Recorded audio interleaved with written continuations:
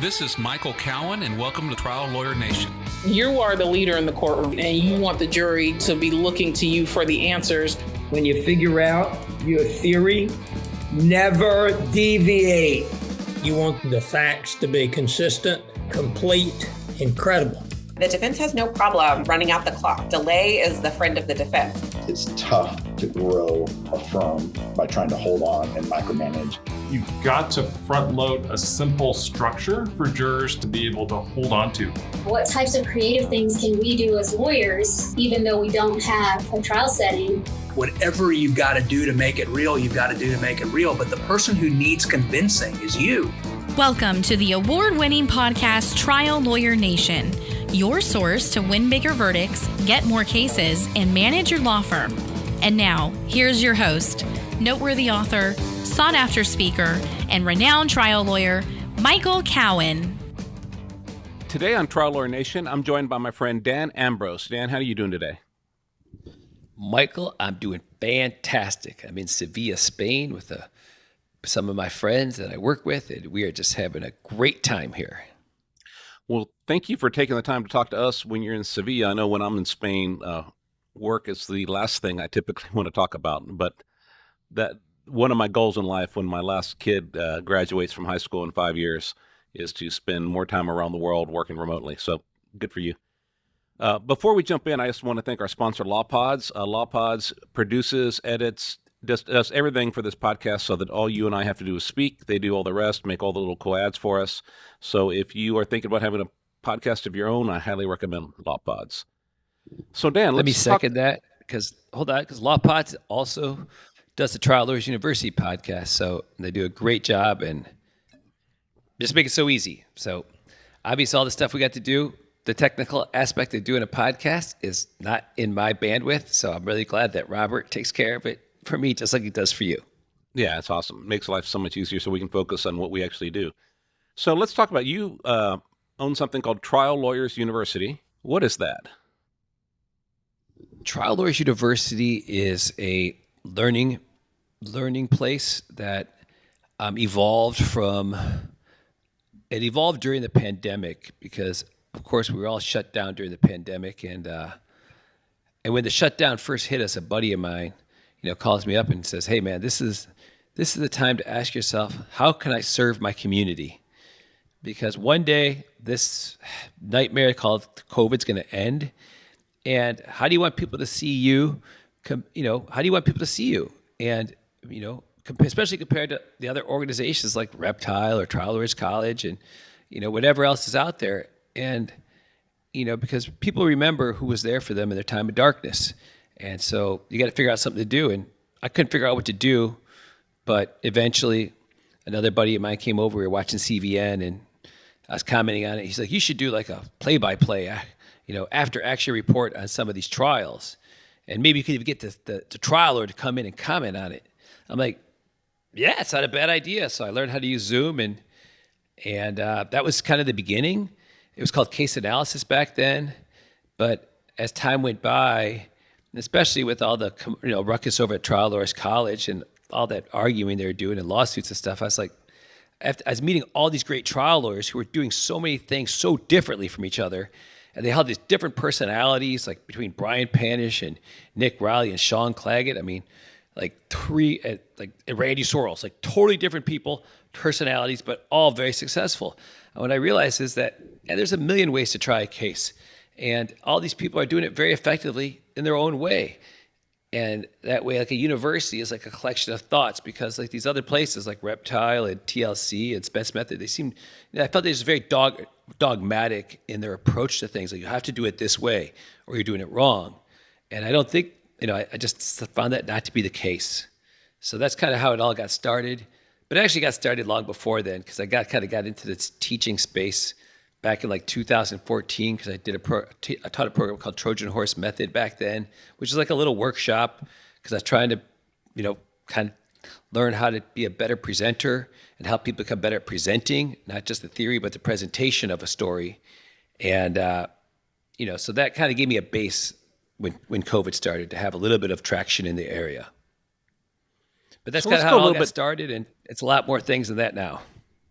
So let's go into some of your background as a trial lawyer before you started teaching. Just give us a little bit a picture of your experience as a trial lawyer. Well, I started back in like 95 and I was a criminal defense lawyer. I don't know how I kind of fell into that. Like my father was a lawyer and he was a kind of a country lawyer. And I tried a lot of cases, but I didn't have a lot of guidance and it was terrifying. I would get, so nervous in court and especially, in the criminal cases, some of them are like, okay, drunk driving, you're not going to like die and lose sleep over it. But, when somebody's looking at going to prison for 10 or 20 years and it's up to you to defend them and your skill set, especially when you know they're innocent, so much pressure. It's crazy. These cases are so much work. And I tried I'd estimate in the time I spent being a criminal defense lawyer, which is about 17 years, probably around 175 cases. 'Cause I used to keep track of it real closely. And it took a long time to learn how to win. I mean, I lost 10 cases in a row one time. I could seriously question myself every day. I questioned my clients for hiring me. And, it was very, very empty, lonely feeling. And eventually I started to figure things out a little bit, started winning a lot more. Thank God, because it's brutal for your self-image to get pounded on day in and day out. And I would go to conferences. I mean, I went to so many conferences. I estimate I probably spent 15, 20% of my total income going to conferences, trying to learn. In 1996, I went to the NCDC Criminal Defense College down in Macon, Georgia. 2003, I went to the Trial Lawyers College and went there for 12 years in a row after that. And I was just going to several conferences a year, just trying to get better. And it got a little bit better, but it just seemed like I think people are a lot better teachers now, so people are learning a lot faster. And, and it just took a lot of work, and it just wasn't a lot of people coaching and helping people get better. And, so I would work on it. work on it. But it just took a long time when you're doing everything by trial and error, because, the error part's so painful, So my goal is to help people to avoid the losing the best they can, to avoid the pain. So I remember you started with the Trojan horse. Tell me what that was. That was a method that I developed out of my apartment in Los Angeles.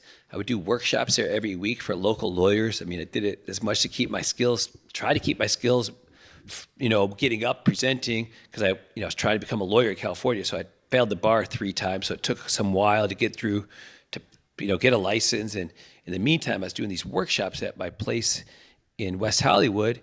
And I kind of over time developed a methodology of presenting, of, just people getting up and telling the stories of their cases. And so that was really about like the physical part, to try to physically become a better presenter. And we made, I think it helped a lot of people. We made a lot of progress. I just didn't know what I knew. I just didn't know that much. I just knew what I knew at the time. And until the COVID came along and I had a chance to study the greatest trial lawyers in the country, that opened my eyes to a whole new world of learning and what, I was really trying to teach connection, just at the expense method and Trial Lawyers College, just trying to teach connection. How do we get connected? How do we get people connected to the stories we're telling? It's, trying to put them, I think we're all trying to create story trances with our audience, right? Trying to get them to, connect with the stories so they feel them, but how? And that's what I was really trying to figure out and spent a lot of time trying to figure it out. But that was really the basis for a lot of what, I'm able to teach now. And I think now, because Trial Lawyers University is not just, it's webinars. That's how we started the pandemic, doing breakdowns of cases. But it's all, and we do these larger conferences like the one we're doing in Vegas and the one we just did at Huntington Beach. But what I think is really our best product is our boot camps, because we do these once a month or so, and we do miniature versions of them during the conferences. But the boot camps is what people train, and it's small groups, 3 or 4 people in a group, getting up and practicing set pieces so that way people could practice and watch other people go before them and after them doing the same type of things, the same scripts, so people could practice their eye contact, their emotional state control, their hand movement, their voice, speaking more slowly, having a rising inflection when they're asking a question and their face being curious, to coordinate all these things. I kind of consider it to be almost like martial arts of presentation, to coordinate all these things, but look like you're not trying to do any of it. It just takes a lot of reps and a lot of practice. Tell me, what do you mean by emotional state control? Well, what I mean is, when you say good morning to everybody, even though most people are nervous when they first stand up. And so they say like, good morning to everybody. And they have like this serious face that shows tension. Whereas like in real life, when you say good morning to somebody, you have a warm face. It's like when you say thank you to somebody, you have warmth on your face. When lawyers say like, thank you for sharing. It's like, fuck off. You know what I mean? The way they say it is incongruent with the emotion and so it's when people, their emotions are not congruent with the words they're saying. Like we say thank you and you're not have a warmth or good morning, it throws people off, right? Because they're little unconscious detectors going, something's weird here. Something's not making sense with this person. And so that's what I'm saying to make sure that our emotional states, that we're aware of our emotional states, and that, like when we're doing cross-examination, if we're laying foundation questions, to have like more of a curious, like, doctor, you're board certified, like a curious state, as opposed to if we're doing an impeachment, having more of like, sort of a disappointed emotion. Like, it's so sad that you're a doctor and you swore to help people, but you're willing to sell it all for money because that's what you've devolved into. Just being constantly aware of our emotional states and what we're projecting to the audience that's listening to them. And what can we do to get better at that? Practice. When I say, like, first of all, you have to train so you become aware of your emotional states. And, so we say good morning, like you could practice having gratitude in your heart, but so that you have a warm smile. But, I tell people, you got to practice. So when you go to the grocery store and you see that clerk who has this miserable 9-to-5 job, who, doesn't have much of a life, is looking at the clock every day. But you say, instead of, when you ask a question, like, excuse me, can you know where I can find the milk? And see if you can get them to smile back at you, right? See if you can if you can influence their emotional state. Because that's what we're trying to do as trial lawyers, isn't it? Influence how people feel, how people think. So if we practice that and we practice it every day, just like, when I train people to use their hands, I'm like, practice using one hand when you're talking to one person, because that one hand kept a few inches below your chin, moving with the rhythm of your voice, acts as a physical, beacon almost to draw people's faces in towards yours. But if you don't practice it, obviously, ideally, you want it to move with the rhythm of your voice. But if you don't practice it, it's like this weird-ass thing because there's so much going on. You know what I mean? But if you practice it every day, nobody ever notices it. But you notice that they're much more connected to you because you can see, you're aware of this, you're intentional with everything you're doing during the, and you're watching other people too. You're watching their emotional states. When people say good morning, you see that they have a warmth on their face. So you know what I mean? Because we're activating the mirror neurons in other people. And so just being constantly aware of it, and intentional, and saying, how can I control or influence or manipulate, whatever word you want to use, other people's states, because that's what influence is. Do you videotape people when they're doing this practice, when you do the small boot camps? Oh, absolutely. In fact, in about another hour, at 11 o'clock, Sevilla time, it's 2 o'clock in California. So not only do we videotape while we're at the boot camp, people are required to videotape themselves in the preparation, because most people have never seen themselves on videotape. And when they do, they're like, oh my God, I look terrible. I'm like, well, that's how you look in a courtroom. So if you don't like the way you look, do something about it. Fix it. Get a coach. Work on it. Because, fortunately for us, we get to be trial lawyers. We're in a very high stakes business. And because there's so much at risk and so much to be gained or lost, it makes the investment in ourselves so much more obvious and worth it, to do the training. Because people are like, oh, I want to try cases. I'm like, great, let's train. They're like, oh, I don't like to train. I'm like, you don't like to train? I hope you like to lose. If you don't if you don't want to practice and get ready, like, who goes in? Like, somebody's like, I'd like to, play a Super Bowl. Well, what do you think? You're just going to go put on some pads? It's just crazy. People, like lawyers, are the only people think they don't need to practice. Actors rehearse, right? They're trained, but they rehearse because it's a matter of the presentation. It's a matter of refinement. It's a matter of getting better every time with every rep. And you actually become, there's this, I think it's an excuse really not to prepare it and a cop out, but this, I need to be fresh so it'll be real. It'll be connecting. Like the more you have the basics down, like you don't have to worry about what you're going to say. You've got it planned out. The more you can focus on the connection with the people that are there. And then sometimes you do have to make an audible. Like my last opening statement, I saw there was one really important thing I could see on their face. They didn't get it. And so I went back and explained it again before and took another little part out so I can stay in my time limit. Had I not rehearsed and rehearsed and rehearsed, I wouldn't have been able to be present enough because I would have been thinking about what to say next instead of being able to be present in looking at their face and feeling the energy. Absolutely. I think it's so critical. And, and I host a podcast too. And I always ask these lawyers, do you rehearse your opening? And probably like 1 out of 4 do. But Nick Raleigh's like, yeah, the Saturday before trial, I get a focus group. I do my voir dire and I do my opening with that focus group. I'm like, it's pretty good. He's at a pretty high level and he's done quite a few trials, but he's still practicing, still getting that dry run in. Because, I think the science shows that the greatest improvement in any presentation is between the first attempt and the second attempt. That's where you get the biggest jump.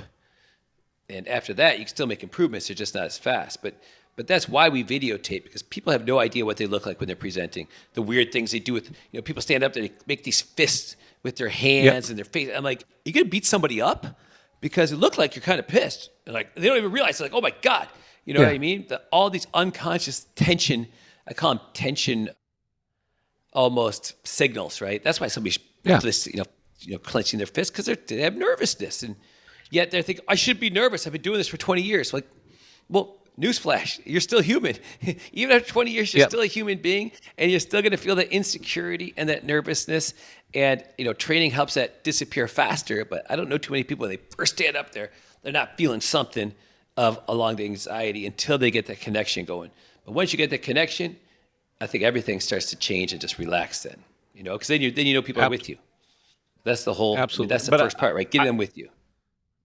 I think the fact you videotape though is so important, and I hated it the first times. I still don't like watching myself on video, but I hated it the first few times. But it was the most valuable thing I've done, because you notice all those little weird movements you make and the little looks on your face that someone could have told you about, but it's different than when you watch it on video. And I think I've gotten the most improvement. It's just like athletes; they watch a tape after a game, or the military after they go through a mission, they go through and do the recap.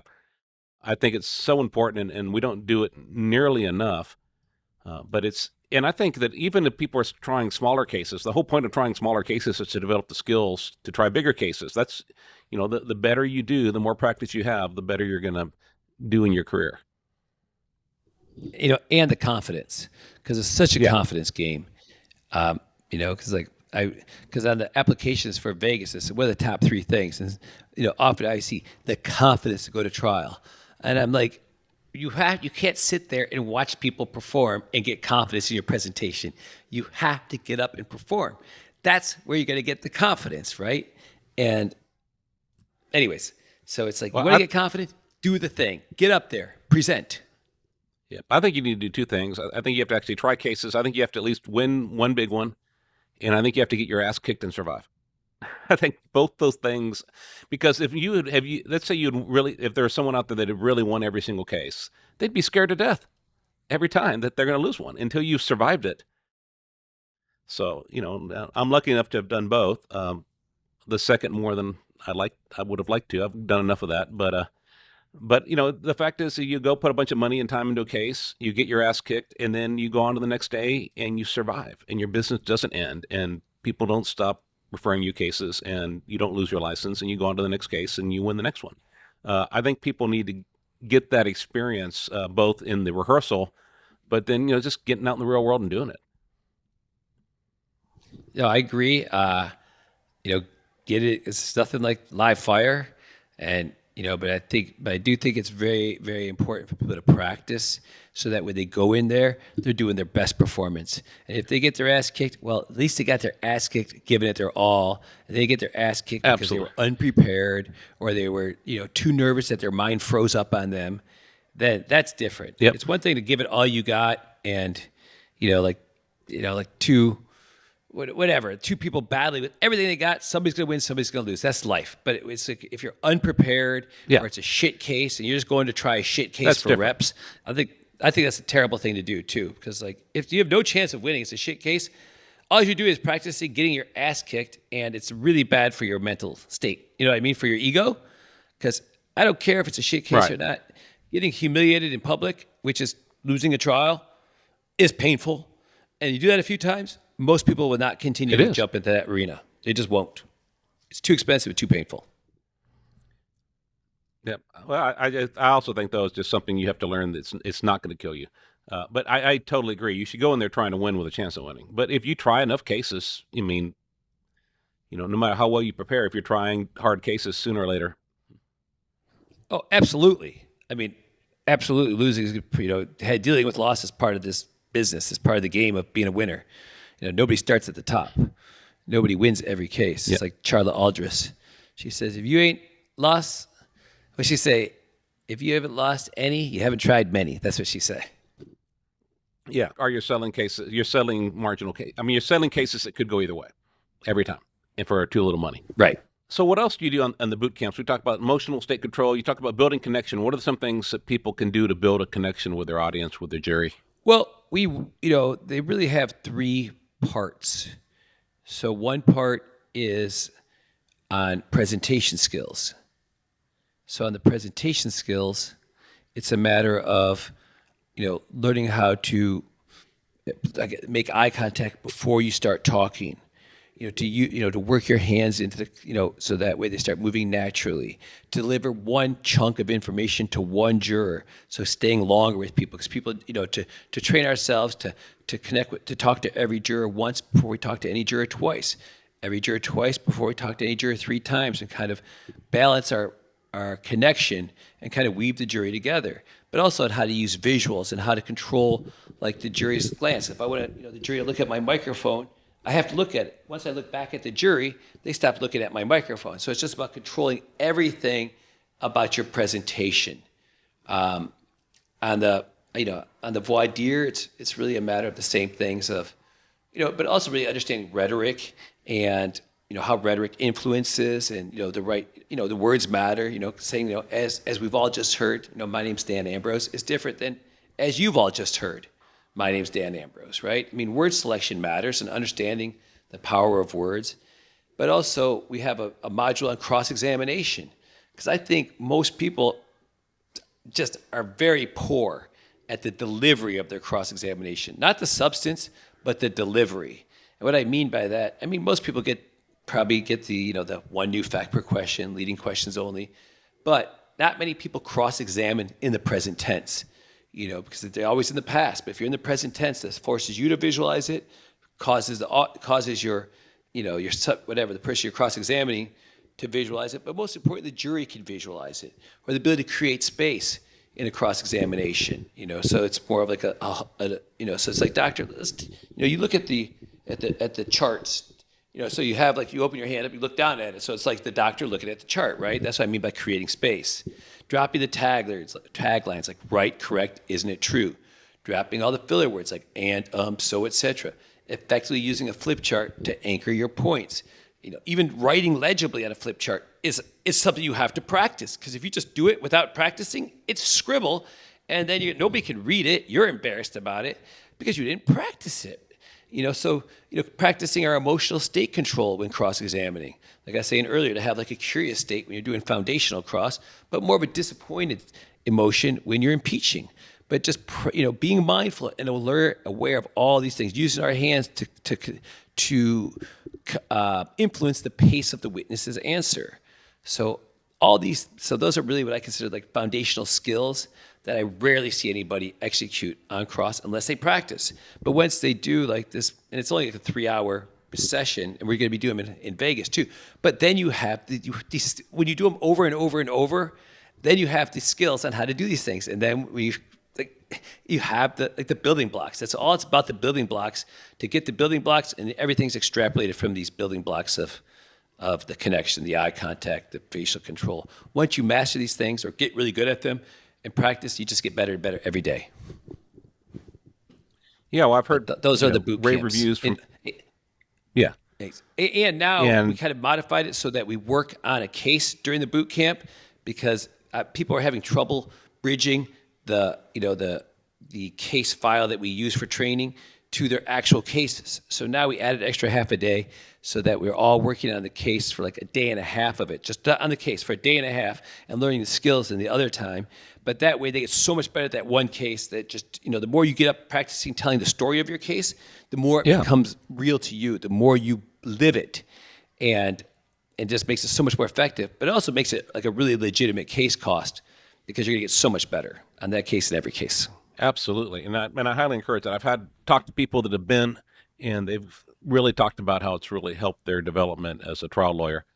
So definitely, go to triallawyersuniversity.com. Is that right? And learn about the boot camps. That's right. Yep. It's all there. Each year, the law firm of Cowen Rodriguez Peacock pays millions of dollars in co-counsel fees to attorneys nationwide on trucking and commercial vehicle cases. If you have an injury case involving death or catastrophic injuries and would like to partner with our firm, please contact us by calling 210-941-1301 to discuss the case in detail and see where we can add value in a partnership. And now, back to the show. Y'all do a bunch of webinars. Tell me about some of the kind of webinars you do. Well, most of the webinars we do are breakdowns of trial. So I call them kind of a case analysis format. And, I think we have one coming up on August 30th. If my schedule in my mind is correct. Actually, I just looked at it before we got out here. I just did a commercial break. That's how I know.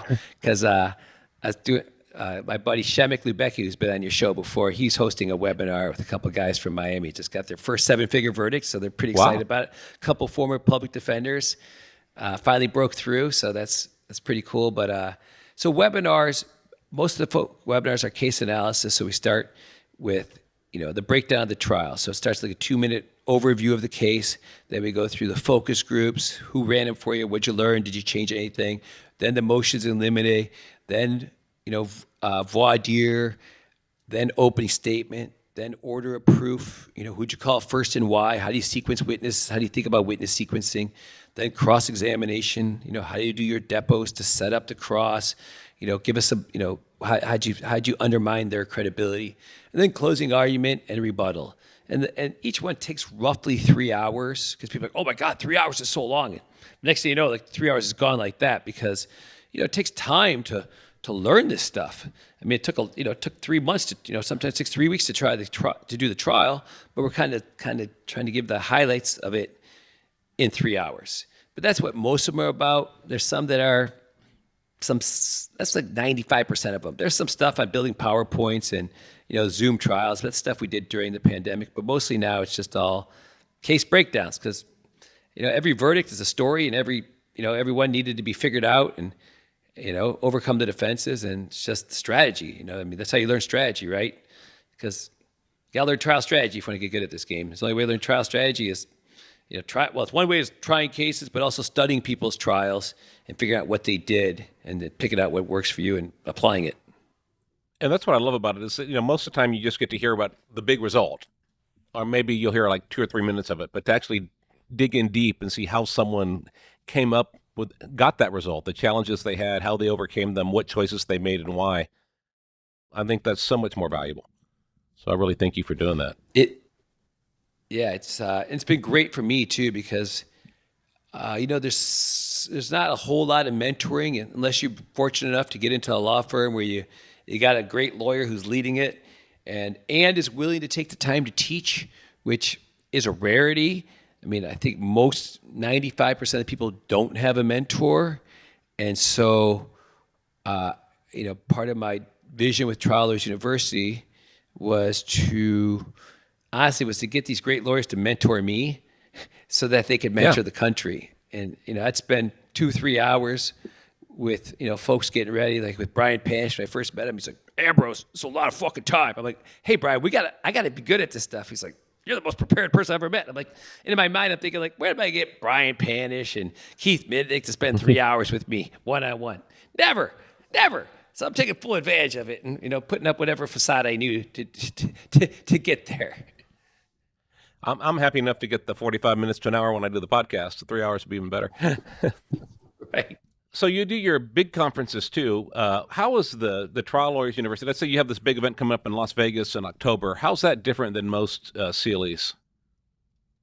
Well, every time I've been to a lot of conferences in my life. I've been to probably on average 15 a year for the last 10 years. And before I started doing my own conferences, I'd always, at a conference, I'm hypercritical. I mean, man, if I ran this thing, this is what I do differently.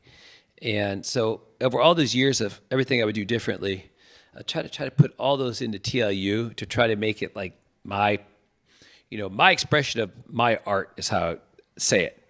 And, so like at TLU, like I only get venues where the exhibit hall is surrounded by the lecture halls, because I think it's so bad, it's so unfair to the vendors, because without vendors, you can't run a conference unless you charge $3,000 a person.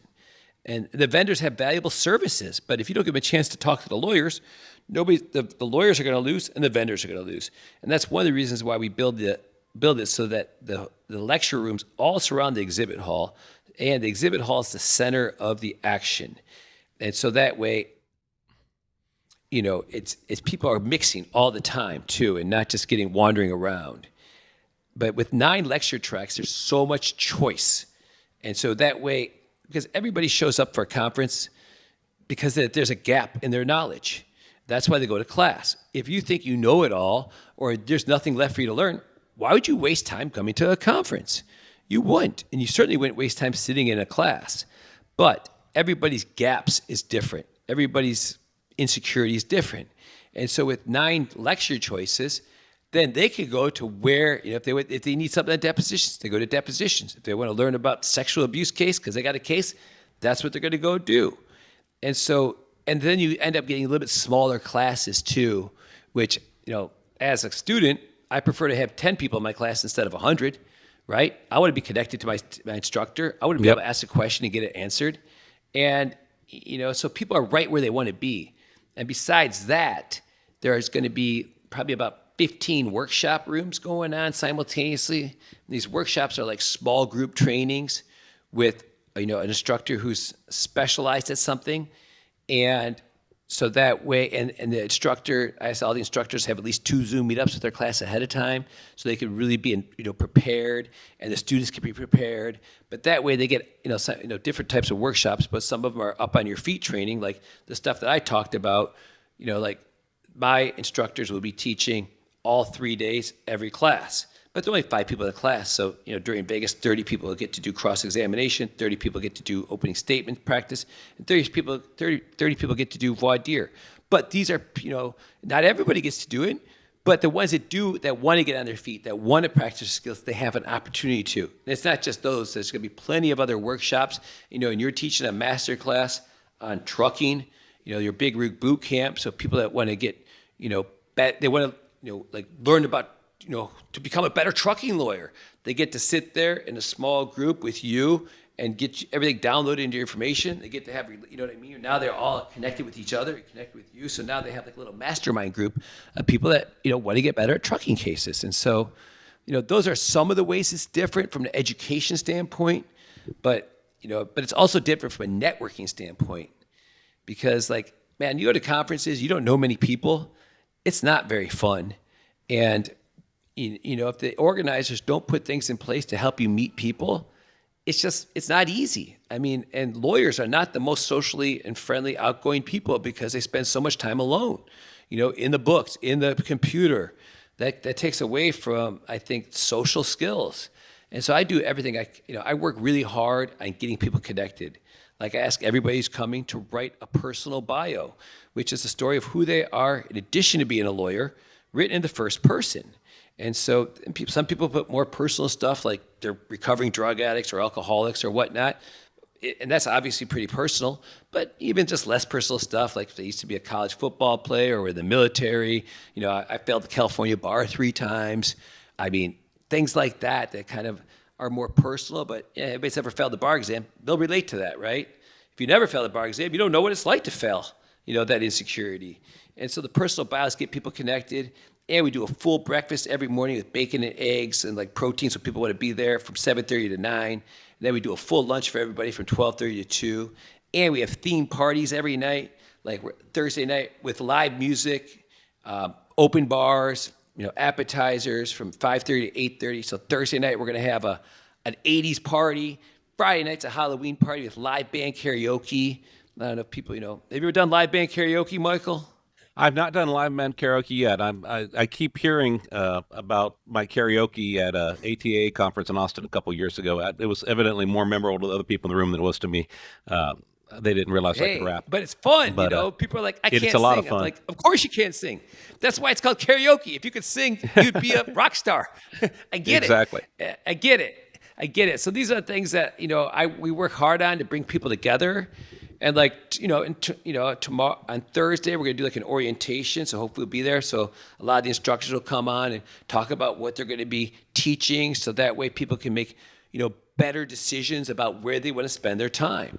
So I really try to think through like every aspect of a conference to try to make it great for not just the attendees, because, what do people want when they go to a conference? They want to learn because they want to get better for themselves and their clients. They want to have fun because this is a fucking hard job and it's kind of boring at times. And they want to network, right? Because everybody wants to, have people to do more business with, and everybody's got cases to refer and they refer a case out, they'd like to get a referral fee. Or if they get, everybody wants good cases referred to them too. Who doesn't want a good case referred to them? It's like, no. Yeah. Don't have me come in this catastrophic case. I'm just busy. That's crazy, right? Every good lawyer wants good cases referred to them.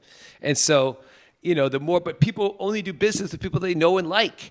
And so the more that we could do to get people to know and like one another, and then also on the first day of the conference, the 16th, Sean Clegg is hosting a golf outing for 144 of his closest friends. Nick Raleigh's going to take a bunch of people out to do some activity like yoga or hiking. And then Kurt Zahn is going to take people out to do some dune buggy in the desert. So there's like stuff for people to do to kind of get those relationships rolling. We want to get those relationships rolling. So those are some of the things that we do are different. Like I said, this is what I do. So I try to put my heart and soul into it. Just like people that, just like you put your heart and soul into a trial. Every conference is like my trial. And I will say, as it is really geared to the attendees, because, as a speaker, you really have to bring your A game, because that there's 8 other rooms going on at the same time with people like Nick Rowley, Sean Claggett, Joe Freed. So if I suck, people are going to walk out and walk to the next room. So you have to kind of think of a topic that will, speak to some people and get them to show up to listen to you. And then you have to provide really valuable and entertaining content, or, there's so much choice for the attendees there, as opposed to most places. They can either walk out and get on the phone, or they can watch you, but there's not like another alternative. If they don't like, the presentation, there aren't 8 other great speakers speaking at the same time. Yeah, and that's one of the reasons why I videotape every presentation, because I know how much work it is to put into a presentation, and I respect it, appreciate it, and I know when somebody's put that much work into it, the more people that can get a benefit from it, the better. Yeah. And so that way I record them all, edit them, and I put them on TLU on demand, which. And I gather all the pleadings, transcripts, and PowerPoints for these cases too. So we're really building this library for trial, and it's so great because it's an app for the phone now, so you can learn anywhere at any time. And I'm almost done building a tool through AI that's going to transcribe and index all these videos, with awesome. the PowerPoints in them, so it'll be much more easy to find the materials that you're looking for. It's much more searchable.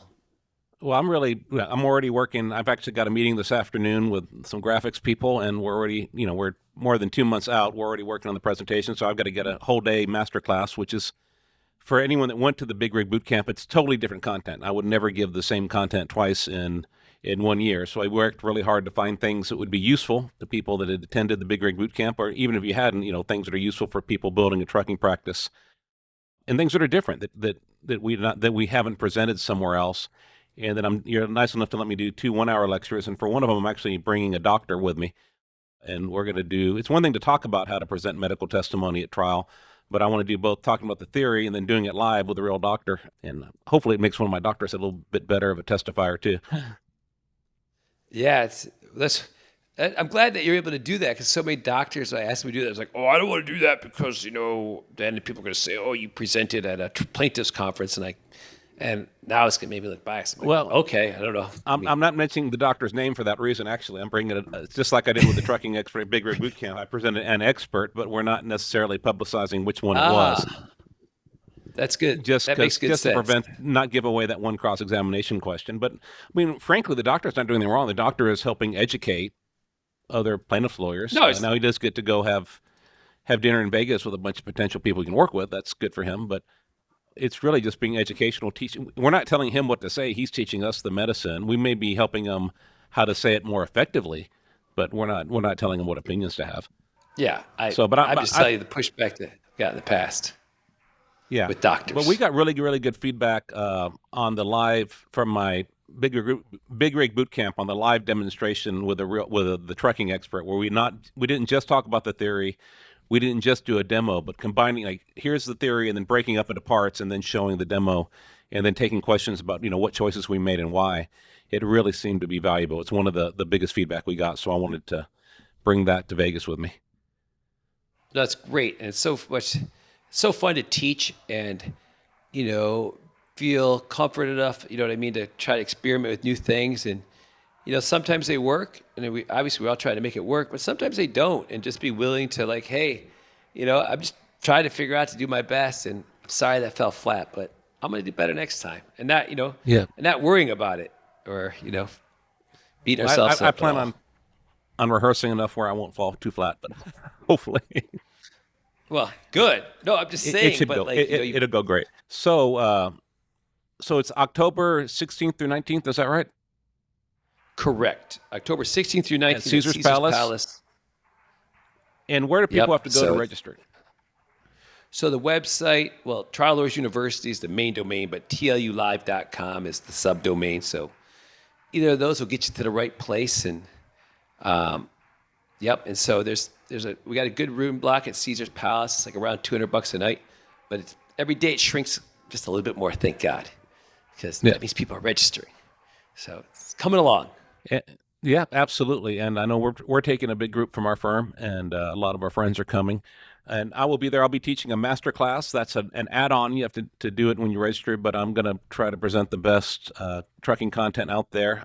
Taking the things I learned in writing the book, things that I did not get to teach at the Big Rig boot camp because it's only a one-day seminar, and so it's really an add-on. It's not just an add-on to the boot camp, but it's different material, but a lot of advanced material, and frankly some mindset and trial stuff that I don't share very often. So hopefully people will sign up for that. Just go to, you said TLU Live/Las Vegas? No, TLUlive.com. TLUlive.com. Or trial. Yep. And or triallawyeruniversity.com, either one.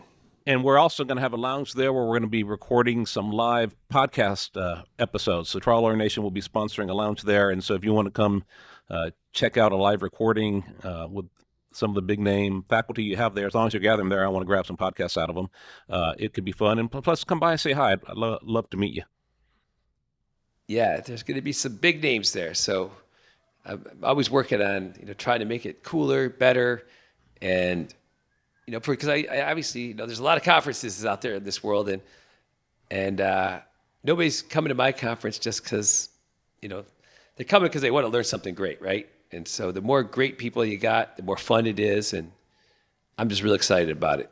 I'm working that's why it's like I may be in Sevilla, but I'm not on vacation. It's a workation. Like there's no time to take a break.